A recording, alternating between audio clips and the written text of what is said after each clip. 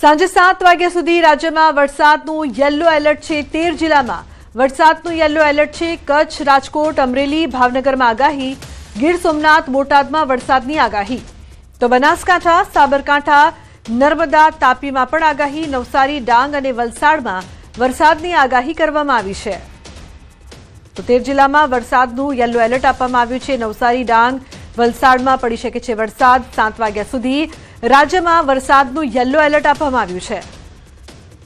તો 13 જિલ્લા માટે વરસાદનું યલો એલર્ટ અપાયું છે। ઉલ્લેખનીય છે કે કચ્છ, રાજકોટ, અમરેલી અને ભાવનગર માટે પણ આગાહી કરવામાં આવી છે। બીજી તરફ ગીર સોમનાથ, બોટાદમાં વરસાદની સંભાવના રહેશે। તો બનાસકાંઠા, સાબરકાંઠા, નર્મદા અને તાપી માટે પણ આગાહી। તો 13 જિલ્લામાં વરસાદનું યલો એલર્ટ રહેશે। 7 વાગ્યા સુધી માટે આગાહી છે। કયા કયા વિસ્તારોમાં વરસાદ વરસી શકે છે, યલો એલર્ટની આગાહી છે, તેના પર જો નજર કરીએ તો ગીર સોમનાથ, અમરેલી, રાજકોટ અને કચ્છમાં વરસાદ વરસી શકે છે। બોટાદ, ભાવનગર, બનાસકાંઠા અને સાબરકાંઠા માટે પણ આગાહી છે। બીજી તરફ દક્ષિણ ગુજરાતની વાત કરી લઈએ તો નર્મદા, તાપી, ડાંગ, નવસારી, વલસાડ અને દાદરાનગર હવેલી માટે પણ યલો એલર્ટ આપવામાં આવ્યું છે। આ તમામ વિસ્તારોમાં 7 વાગ્યા સુધીમાં વરસાદ વરસી શકે તેવી સંભાવના જોવા મળી રહી છે। ખાસ કરીને ખેડૂતો માટે મહત્વના સમાચાર છે। આ વિસ્તારો માટે યલો એલર્ટ છે। કચ્છ, બનાસકાંઠા, સાબરકાંઠા, રાજકોટ, ગીર સોમનાથ, અમરેલી જેવા અનેક વિસ્તારો માટે આગાહી છે યલો એલર્ટની। ભર ઉનાળે રાજ્યમાં પડશે કમોસમી વરસાદ, હવામાન વિભાગની માવઠાને લઈને આગાહી છે।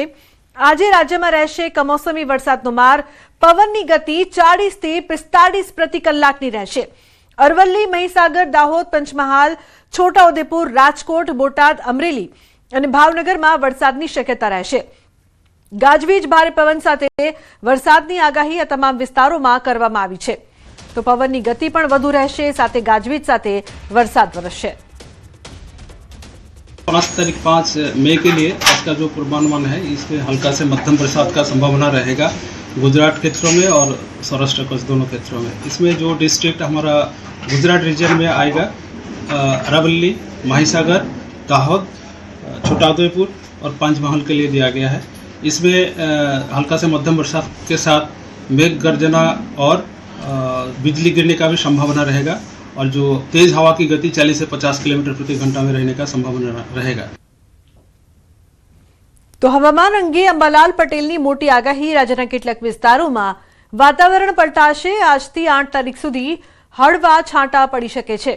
દેશના ઘણા ભાગોમાં આંધી વંટોળ સાથે વરસાદ વરસશે। મે મહિનામાં એક પછી એક પશ્ચિમી વિક્ષેપ આવતા રહેશે। 15 મેની આસપાસ પ્રી મોન્સૂન એક્ટિવિટીનો વરસાદ, 15 જૂન આસપાસથી વરસાદ થવાની શક્યતા। અંબાલાલ પટેલ દ્વારા આગાહી। તારીખ 25 મેથી 7 જૂન વચ્ચે રોહિણી નક્ષત્રની શરૂઆતમાં વરસાદ થાય તો પવન ફૂંકાય અને વરસાદ ઓછો પડે।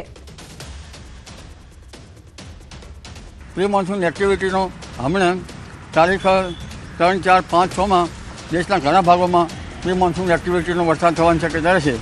ગુજરાતમાં પણ ધીરે ધીરે લોઅર ક્લાઉડ બનશે તો લગભગ તારીખ 5 થી 8માં ક્યાંક પ્રી મોન્સૂન એક્ટિવિટીનો વરસાદ થવાની શક્યતા રહેશે।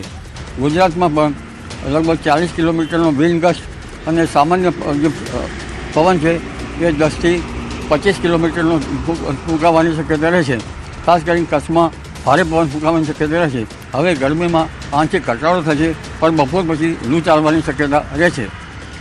ઉલ્લેખનીય છે કે અત્યારે ગરમી ઘટવામાં છે પરંતુ ધીરે ધીરે તારીખ 11 થી 20માં પુનઃ એક્ટિવિટી શરૂ થશે અને તારીખ 11 બાદ આગ જેટલી ગરમી ફરી પુનઃ થવાની શક્યતા રહેશે। જોકે વાદળો તો સવારે એવા આવતા નથી પણ બપોરે એકદમ વાદળો જતા રહેતા ગરમી જબરજસ્ત જણાશે।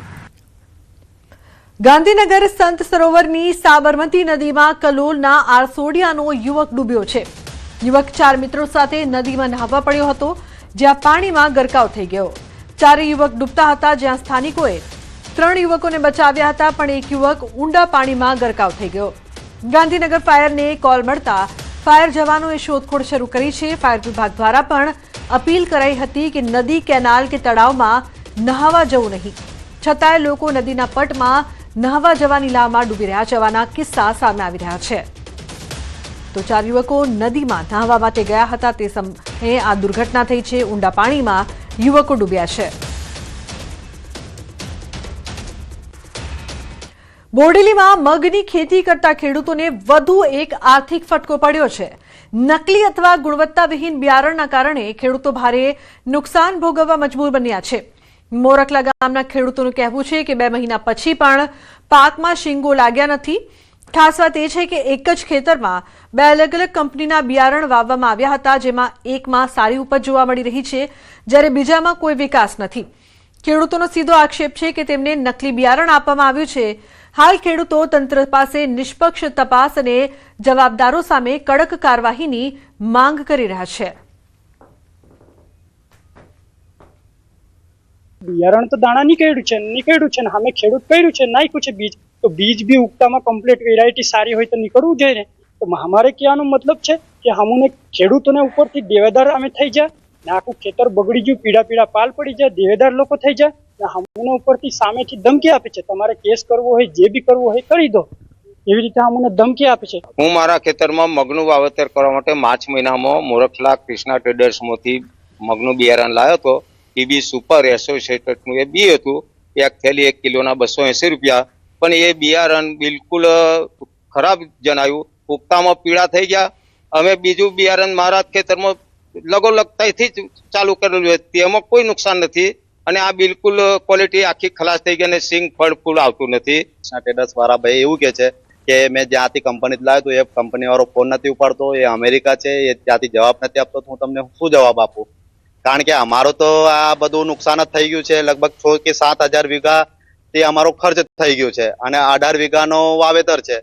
હવે એ હિસાબથી અમારે તો લગભગ કરજ થઈ ગયું છે એવું લાગે છે ને જે અમારી માંગણી છે કે ભાઈ અમને ખર્ચો આપો, 6 કે 7 હજાર રૂપિયા વીઘાથી ખર્ચો તમે આપો, અમને આખું પાકનું વાવેતર તો નથી જોઈતું, પણ ખર્ચો જે લાગેલો છે એ આપો અને પાકનું આપે તે તો અમને અમારા લીધે બહુ સારું કહેવાય। બીજી તરફ ખેડૂતોનું કહેવું છે કે વેપારીએ પણ તેમને ઉદ્ધત જવાબ આપતા કહ્યું કે જે બિયારણ આપ્યું તે થેલીમાં મગનું બિયારણ તો નીકળ્યું ને અમે તો બિલથી બિયારણની ખરીદી કરીએ છીએ, તમારે ફરિયાદ કરવી હોય તો કરી શકો છો। આ સાંભળીને ખેડૂતોમાં રોષ ફાટી નીકળ્યો છે। જો કે ન્યૂઝ 18 ગુજરાતીએ જ્યારે વેપારીને સવાલ કર્યો તો ભાઈ ઠંડા પડી ગયા અને પોતાનો બચાવ કર્યો। હા, તો એ મેં કીધું ને કે એમાં બિયારણ વીક હોય, બિયારણ જે યલો મોઝેક ટોલરન્સ ના હોય, આજે અમે 5-6 વર્ષથી આ બિયારણ વેચતા હતા, એમાં આ પ્રોબ્લેમ નહોતો આવતો। આ 6ઠું કે 7મું વર્ષમાં એમાં પ્રોબ્લેમ આવ્યો છે, તો એની વેરાયટી એ વીક પડી હોય, એના લીધે એને ઉપર એટેક થયો હોય વાયરસનો, યલો મોઝેક વાયરસ લગભગ બધા ખેડૂતોને આવી ગયેલો છે। છોટાઉદેપુર જિલ્લાના ખેડૂતો વારંવાર આકાશી આફતનો સામનો તો કરી રહ્યા છે અને ખેડૂતો બેઠું થવાનો પ્રયત્ન પણ કરી રહ્યા છે, પરંતુ હું જ્યાં ઊભો છું તે બોડેલી તાલુકાના કુંડી ઊંચા કલમનો વિસ્તાર છે અને જે ખેડૂતે પોતાના ખેતરની અંદર જે વાવેતર કર્યું છે, મગ જે કર્યા છે, આપ જોઈ શકો છો કે જે ખેતરની અંદર જે રીતે મગનું વાવેતર કર્યું છે તેમાં એકદમ તંદુરસ્ત જે મગ જે છોડ છે તે આવી ગયા છે, પરંતુ આ એ જ ખેડૂત છે કે જે ખેડૂતે બજારમાંથી બિયારણ લાવી અન્ય બાજુની અંદર જ જે ખેતીની અંદર જે ખેતી કરી છે, આપ જોઈ શકો છો કે જે મગની ખેતી છે તેમાં પીળા થઈ ગયા છે છોડ। એટલે ચોક્કસથી આજે ખેડૂતો જે આક્ષેપ કરી રહ્યા છે કે અહીં જે બિયારણ જે આપવામાં આવ્યું છે તે નકલી હોય તેવો દાવા કરી રહ્યા છે। આમ તો આ વિસ્તારના એક ખેડૂત નથી, અનેક ખેડૂતો છે। આ 10 વીંગાની અંદર ખેતી કરવામાં આવી છે અને આ 10 વીંગાના ખેતરની અંદર તમામ જે છોડ છે પીળા પડી ગયા છે, જે મગ આવવા જોઈએ તે મગ આવ્યા નથી। વલસાડના ધરમપુર અને કપરાડા તાલુકાના અંતરિયાળ